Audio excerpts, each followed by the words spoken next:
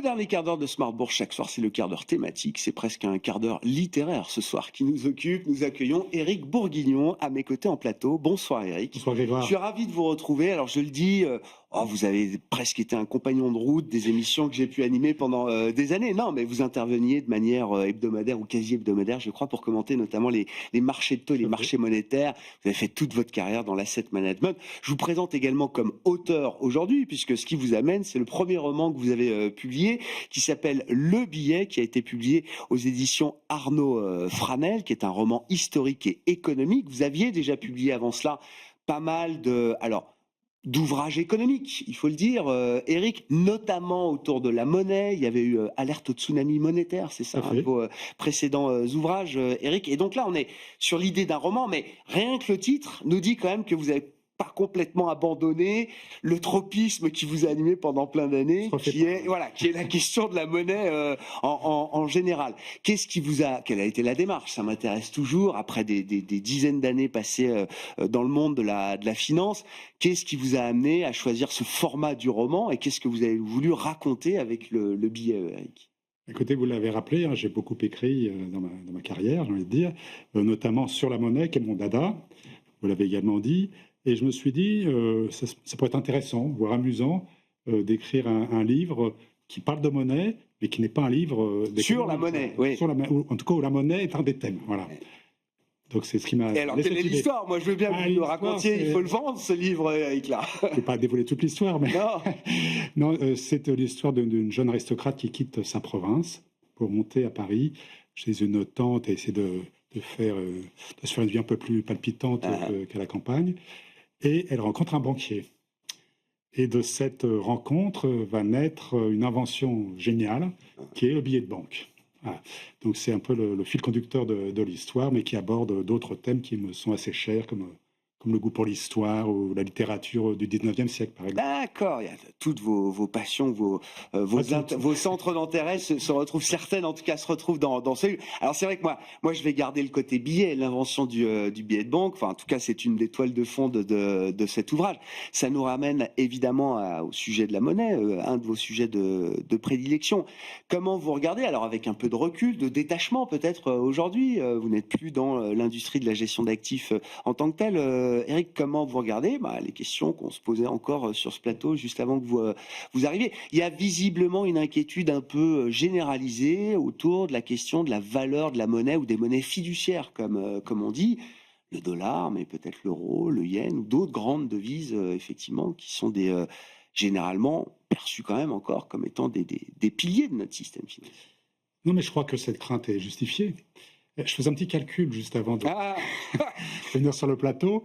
Depuis la création de l'euro, l'inflation en France a été de 52%. D'accord. Donc la BCE était quand même censée préserver son objectif. On est à plus de 2% moyenne, quoi. Voilà, plus de 50%. Ouais, donc on ne peut pas dire qu'elle a assuré la stabilité de la monnaie. Ça c'est pas vrai, quoi. Voilà. Ça c'est le premier point. Le deuxième point, c'est que, c'est à mon avis beaucoup plus grave, la BCE, comme d'autres, mais a complètement rompu l'idée d'une banque indépendante qui était là aussi dans les statuts de la banque des traités européens. Avec le quantitative easing, le quoi qu'il en coûte, pas le dernier. Non, l'originel. Non, mais vous inquiétez pas. Alors là, j'ai été le gardien du temple. Le quoi qu'il en coûte, il n'y en a qu'un seul. Le premier, en tout cas, c'est celui de Mario Draghi. Donc, celui de Mario Draghi. 26 juillet 2012. Oui. Ce jour-là, la BCE a perdu de fait toute indépendance. Et ça, je crois que c'était un grand changement. Alors, je ne dis pas qu'il ne fallait pas le faire. Je dis simplement que c'est plus une banque centrale indépendante depuis maintenant assez longtemps. Et donc on se berce d'illusions en imaginant que les banques centrales sont encore indépendantes aujourd'hui. La question se pose désormais autour de la Réserve fédérale américaine, parce qu'on voit les pressions politiques. Et donc moi, les questions que je pose, quel est le degré d'indépendance que la Fed arrive à conserver, etc. Pour vous, c'est presque un faux débat, quoi. Tout à fait. Aux États-Unis, au moins c'est clair, puisque le président Trump ne cache pas ses intentions. En zone euro, c'est plus subtil. C'est plus de fait qu'on n'est plus indépendant pour soutenir les États, les déficits budgétaires notamment. Donc oui, les banques centrales ne sont plus indépendantes, c'est absolument certain. Ouais. Et donc, les investisseurs ont raison de s'inquiéter sur la valeur de ces monnaies. Alors, fiduciaire, vous dites vous monnaie bancaire même, c'est ça Oui, enfin, l'essentiel de notre monnaie actuellement, c'est la monnaie de banque, créée par les banques privées et par la Banque centrale. Ouais. Et donc, oui, ces inquiétudes sont légitimes. Oui, à mes yeux, tout à fait. Et alors, est-ce que ces inquiétudes amènent à considérer la possibilité d'un autre système? Un système qui reposerait alors sur ce que certains considèrent déjà comme étant des monnaies. Je parle des cryptoactifs, des devises alternatives. Chacun, en fonction de ses convictions, les appelle comme il le souhaite. Mais est-ce qu'on peut imaginer, dans un exercice prospectif, l'émergence d'un système alternatif? Alors, les crypto-monnaies, en tout cas le Bitcoin, que je connais un peu mieux que les autres, a deux mérites. Il a deux mérites, le Bitcoin. C'est que, premièrement, il n'est pas une monnaie de banque. Donc, pour la première fois dans l'histoire quasiment, on a une monnaie qui est totalement indépendante du pouvoir politique, aujourd'hui politique, comme on l'a dit tout à l'heure. Et deuxièmement, les bitcoins seront créés en quantité limitée. C'est dans leur essence même. On est très très loin des monnaies classiques de banque. Donc ça déjà c'est quand même assez rassurant et très novateur. Sur la valeur du Bitcoin, intrinsèque. Absolument. Alors maintenant, le problème du Bitcoin, c'est que c'est pas vraiment une monnaie au sens où on l'entend généralement. Une monnaie, c'est un certain nombre de caractéristiques, unité de compte, réserve de valeur et moyen d'échange. Dans ces trois domaines, le Bitcoin aujourd'hui ne brille pas par ses performances. Réserve de valeur, quand vous pouvez perdre 20% une journée sur votre monnaie, c'est quand même pas une bonne réserve de valeur. Il ne faut pas avoir besoin de son argent le lendemain, si vous voulez. Moyen d'échange, bon, oui, on peut payer en Bitcoin, mais enfin, ça reste quand même très confidentiel. On est très très loin de cet atout majeur des monnaies de manière générale. Donc, ce ne sont pas vraiment des monnaies, mais ils ont quand même... Elles ont des mérites. Ils ont des mérites et ils ont bien compris le problème de fond des monnaies traditionnelles.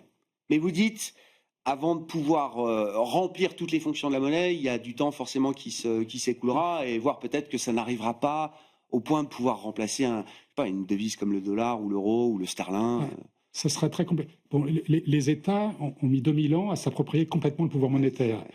Ils ne vont pas l'abandonner en quelques années, ça c'est certain. Les banques centrales, les gouvernements feront tout pour contrôler un maximum ces vraies crypto-monnaies. Je ne parle pas de celles des banques centrales. Oui, pas les monnaies de banque centrale. Deux choses différentes. Des monnaies de banque centrale. Oui, mais resteront des monnaies de banque centrale.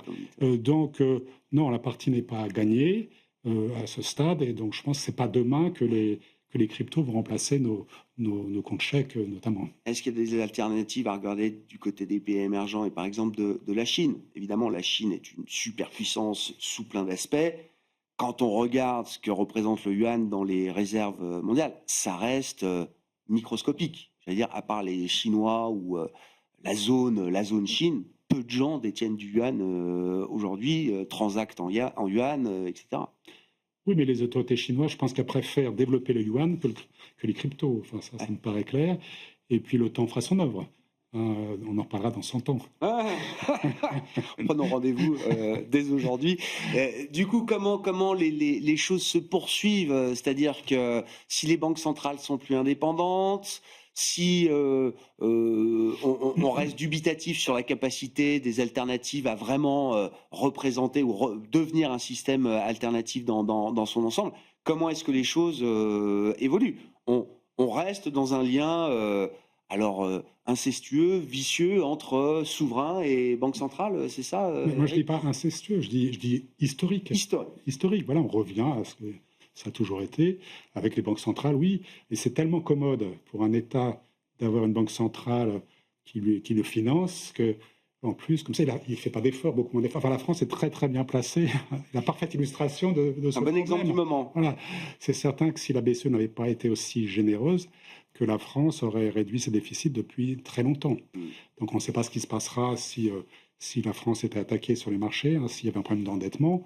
Il y a fort à parier que la BCE ne sera jamais tombée, tant que l'euro existera, la France. Après, il y a quand même une gradation, j'imagine.